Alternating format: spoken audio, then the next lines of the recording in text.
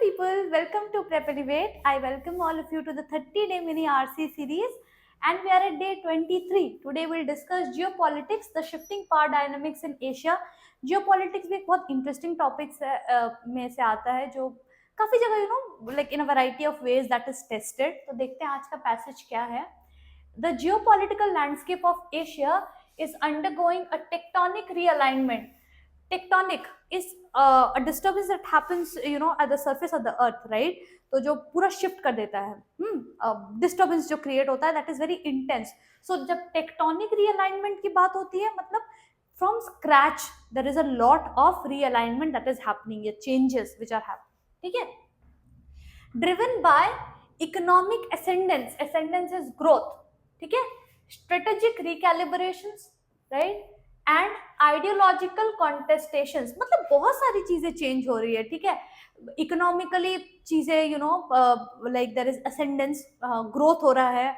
उसके बाद स्ट्रेटेजिक रिकैलिब्रेशंस मतलब हमारा देश किस तरह से चलना चाहिए, स्ट्रैटेजीज में चेंजेस हो रहे हैं, किसके साथ हमें कोलैबोरेट करना चाहिए, किसके अगेंस्ट प्रॉब्ली जाना चाहिए, ठीक है, कौन है जो हमारे स्ट्रॉन्गेस्ट एलाइज बनेंगे इस प्रोसेस में, किसके साथ कौन सी डील्स होनी चाहिए वगैरह वगैरह. एंड आइडियोलॉजिकल कंटेस्टेशंस मतलब ideologically where do we see our country to be or our place to be, and accordingly what steps can we take so that we are on that path to progress, ठीक है. China's assertive regional posture manifested through Belt and Road Initiative and expansionist claims in the South China Sea underscores मतलब highlights a shift from economic interdependence to strategic dominance. ये देखो कि सारे countries अपना दबदबा बनाने की जो कोशिश कर रहे हैं कि ये हमारा एरिया है, इसका जो प्रोड्यूस है इसे हम कंट्रोल करेंगे, या we are not going to like import a lot of products, we are going to rely on our domestic produce. तो ये ways है in which strategically we start becoming more important in the global landscape. and ये जो shift है कि interdependence एक जो था अब हम कंप्लीट डिपेंडेंस की ओर बढ़ेंगे या स्ट्रेटेजिक रीअलाइनमेंट की ओर बढ़ेंगे, ठीक है. Simultaneously India's multi aligned diplomacy मतलब हमारा जो रिलेशंस है, हमारा रिलेशंस जो नेबरिंग कंट्रीज के साथ है, multi aligned, exemplified by its participation in the Quad Alliance while maintaining engagement with BRICS. मतलब अगर दो conflicting associations या parties भी हैं but दोनों में as a country हमारी presence है and we are able to maintain friendly relations with all our neighboring countries as well, ठीक है, although वो दो countries में भी at loggerheads हो. एक इसका एग्जांपल है रशिया और यूक्रेन, राइट, अभी जो वॉर वाला सिचुएशन है, but India is still able to maintain diplomatic talks with both, although both of them are at loggerheads, correct. तो ये एक बहुत इंपॉर्टेंट स्किल है if you have to survive as a country. Diplomacy is a very important skill, correct. It reflects an intricate balancing मतलब delicate balancing act amidst great power rivalry. सबको powerful बनना है, सबको they want to be that leading nation, but thrive करने के लिए, survive करने के लिए आपके नेबरिंग कंट्रीज के साथ आपका रिलेशंस, डिप्लोमेटिक रिलेशंस बहुत ही इंपॉर्टेंट है, ठीक है. सो आपने देखा होगा हमारे कंट्री हेड्स विजिट करते हैं दूसरे कंट्रीज को, and the treaties are signed and there are certain security pacts which are signed, so these are very important to foster growth, ठीक है. Meanwhile the Asian bloc historically defined by economic cooperation faces an existential dilemma, ठीक है, navigating between economic magnetism of Beijing and security assurances of Washington. बहुत सी बार ऐसा होता है कि जिनको लेकर इनिशियली आपने एक कोऑपरेशन बनाया था, बट एक ऐसे सिचुएशन में शायद आप आ जाते हो कि आप उसको किस तरह आगे कंटिन्यू करो शायद आपको नहीं पता होता, बिकॉज लेट्स से इंटरेस्ट में आपके चेंजेस आ जाते हैं, ठीक है, योर की agendas they change with time. तो जैसे एशियन ब्लॉक में ऐसा हुआ था कि usually they came together for economic cooperation कि अगर आपको फंड्स की जरूरत होगी तो हम प्रोवाइड करेंगे and vice versa. But then they started कि हमें किस तरफ जाना चाहिए, कि अगर हम बीजिंग के साइड जाएंगे तो एक रीअश्योरेंस है that they are doing really well economically, but then अगर सिक्योरिटी हमें अच्छी चाहिए तो हमें फिर यूएस की तरफ जाना पड़ेगा, राइट, वॉशिंगटन की तरफ जाना पड़ेगा. तो क्या ऐसी चीजें, और शायद आपस में उनका ना बन रहा है, चाइना यूएस आपस में उनका नहीं बन रहा है, तो हम किस तरफ जाएं, ठीक है. तो ये कुछ कुछ इश्यूज आते हैं. The resurgence of minilateralism seen in AUKUS and Indo Pacific, ये जो है ना, this was a trilateral security pact between Australia, UK and US कि वो साइबर सिक्योरिटी एंड नॉर्मल जो मिलिट्री सिक्योरिटी वो एक दूसरे को प्रोवाइड करेंगे. तो और स्पेसिफिकली इनका focus area Indo Pacific region होगा. It suggest a move towards issue based coalitions rather than rigid alliances. अब बहुत सारे रीजंस की वजह से अलायंसेस बनते हैं कि हमें कुछ ऐसा चाहिए जो उनके पास है, लाइक प्रोडक्ट वाइज या like let's say fund wise, तो हमने उस पे कोलैबोरेट किया. कभी कभी ये एक historic like as a support भी किया जाता है कि once when we were in trouble as a nation, इस नेशन ने हमें सपोर्ट किया था, now we are giving it back to them when they needed the most. और दूसरा है कि आप इश्यूज पे कनेक्ट करें. लेट्स से हमारा एक कॉमन सिक्योरिटी इशू है, like US also feels that China कभी भी अटैक कर सकता है, India feels the same. So India US ने लेट्स से एक पैक्ट बना दिया कि हम दोनों सिक्योरिटी को स्ट्रेंथन करेंगे आपस में मिलके, and we are going to protect our people against China. Now ये मैं जस्ट एग्जांपल्स दे रही हूँ, okay, there is no such let's say fact check that I have done. It's just to give you a perspective, ठीक है, आपको समझने के लिए. इसको बहुत ज्यादा ऐसा लिटरली नहीं लेना है, but we know that these things keep happening. तो जब आप बॉन्ड करते हो over issues rather than rigid alliances, rigid alliances मतलब लेट्स से पास्ट में हमेशा से ही यूएस एंड चाइना का बहुत अच्छा फ्रेंडशिप रहा है, बट अभी एक ऐसा टर्न पे वो आ गया है कि चाइना का इंटेंशंस बदल गया. मे बी पास्ट लीडर्स का आपस में अच्छा बनता था, बट अभी के लीडर्स का नहीं बन रहा है. So they have to like understand कि इशू वाइज हमारे लोगों को क्या चाहिए. प्रोटेक्शन चाहिए जो इंडिया से मिल सकता है, तो अभी बेहतर होगा कि हम इंडिया के साथ एक अलायंस बनाए, एक पैक्ट बनाए, ताकि प्रोटेक्शन हमें चाइना के अगेंस्ट वी आर प्रोटेक्टेड. ठीक है, तो इस तरह से अलायंसेस भी बनते हैं. Additionally Japan and South Korea historically tethered मतलब tied to the US led security order are recalibrating their foreign policies. तो बहुत सारी ऐसी भी कंट्रीज हैं जो पहले पावरफुल कंट्रीज के साथ कोलैबोरेट करके काम कर रही थी, बट अभी शायद उन्हें लग रहा होगा कि हमारे पॉलिसीज को हमें रिविजिट करने की जरूरत है कि क्या हम सच में सही टीम में हैं या हमारे जो एजेंडाज है वो फुलफिल हो भी रहे या नहीं. सो पहले वो टेदर्ड थे, वो tied to the US led security, but now they are reevaluating their policies to protect hedge against मतलब protect against China's strategic assertiveness while managing historical grievances with each other.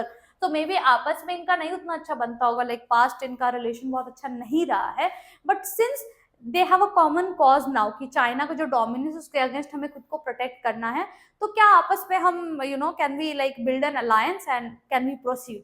तो जियो पॉलिटिक्स जो है ना, that is a very interesting like power play कि कब कौन किसके side क्या हो रहा है क्या नहीं हो रहा है, और बहुत सारी चीजों को देखकर आपको आगे बढ़ना पड़ता है. It's a very future specific approach. ठीक है, कि ये नहीं कि आज के लिए हमने ये कर दिया. It's not something which is done very impulsively, there has to be practical evidence. ठीक है, Thus, Asia's geopolitical flux underscores, मतलब highlights a broader transition, a change from unipolar to multipolar order. मतलब सिर्फ एक एजेंडा नहीं जहाँ पे काफी सारे एजेंडास हमारे फुलफिल हो या मेजोरिटी ऑफ एजेंडास फुलफिल हो, एक मल्टीपोलर एक यूनियन की तरफ हम जा रहे हैं, वेयर स्ट्रेटेजिक फ्लूइडिटी मतलब फ्लेक्सिबिलिटी होनी चाहिए कि हम स्ट्रेटेजीज बिल्ड कर सके. इकोनॉमिक प्रैग्मेटिज्म मतलब इकोनॉमिकली हम रेजिलियंट हो, प्रैक्टिकल डिसीजंस ले पाए, that is practicality. And security realignments मतलब we should be able to function in a very secure fashion. ठीक है, और उसके लिए कुछ चेंजेस या रीअलाइनमेंट्स करना पड़े तो वो हम करें. These define the emerging power equilibrium. तो ये सारी चीजें हैं, ये फैक्टर्स है जो डिफाइन करेंगी हमारा पावर इक्विलिब्रियम को, कि पावर एग्जैक्टली किस तरफ शिफ्ट होगा या बैलेंस कैसा होगा.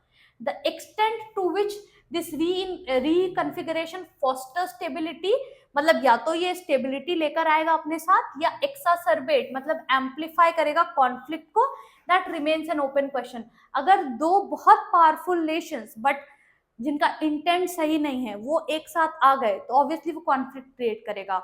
अगर दो पावरफुल नेशंस जिनका इंटेंट हायर इंटेंट अच्छा है वो आपस में आ गए तो obviously it is going to be very historic और वो स्टेबिलिटी फॉस्टर करेगा. Okay, it is going to lead to stability. ठीक है, तो इट डिपेंड्स कि कौन से लोग आपस में एक साथ आ रहे हैं, किस तरह से डिप्लोमेटिकली हम रिलेशंस हैंडल कर रहे हैं. ठीक है, तो ये था geopolitics. This was an easy passage. अब आप देखो ये जो सारी चीजें हैं ना जो यहाँ पे मेंशन की हुई है as part of the passage, इनके ऊपर अलग से भी पैसेजेस बन सकते हैं। क्वाड अलायंस हो गया, एशियन ब्लॉक हो गया, बेल्ट एंड रोड इनिशिएटिव हो गया। तो जो जो चीजें आपको पैसेजेस में मेंशन मिलती है उसके बारे में थोड़ा सा खुद से आप पढ़ने की कोशिश करो, so that you are well informed. तो जब ये पैसेज में कोई और पैसेज में भी आपको दिखे ना, ये आपको अनफेमिलियर नहीं लगना चाहिए, ठीक है। ठीक, क्वेश्चन देखते हैं। What is the key factor influencing the shifting power dynamics in Asia as per the passage? ठीक है, क्या फैक्टर है? The declining economic influence of major Asian economies, इस बारे में डिस्कस नहीं हुआ है कि डिक्लाइन हो रहा है। द ट्रांजिशन मतलब change from economic interdependence to strategic dominance, हाँ ये तो लिखा ही हुआ था ना, कीवर्ड्स पे ही था आई थिंक, वेट, हाँ, shift from economic interdependence to strategic dominance, ये देखो ये कीवर्ड्स यहीं पर है, ठीक है। सो यही आंसर है हमारा फिर, right. The replacement of multilateral institutions with unilateral decision making, no, ये नहीं था। The diminishing मतलब reducing role of military alliance in regional politics, इस बारे में भी डिस्कशन नहीं था। तो ये सारे out of scope options create किए गए हैं, ठीक है, बहुत इजी क्वेश्चन है।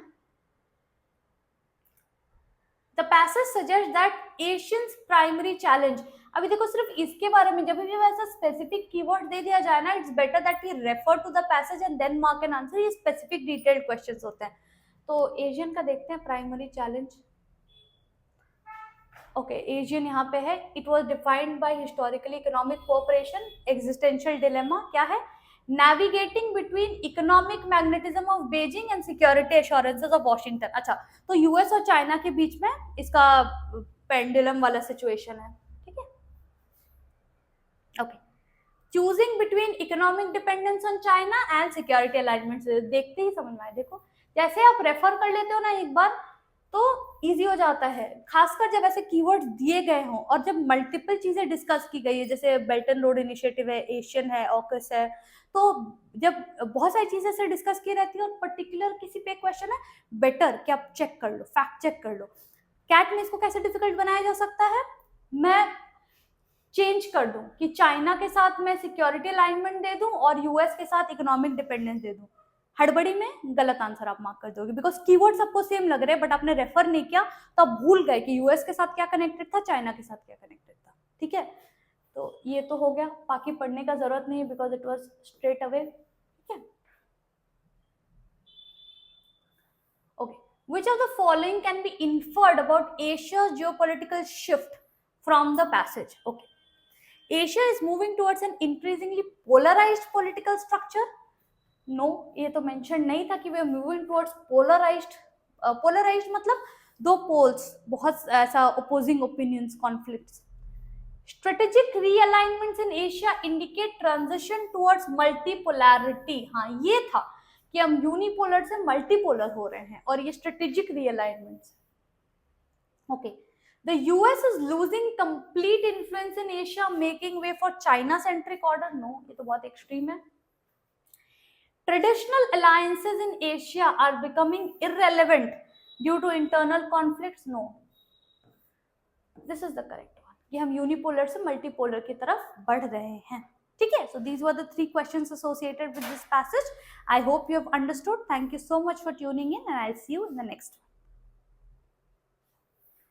हो गया।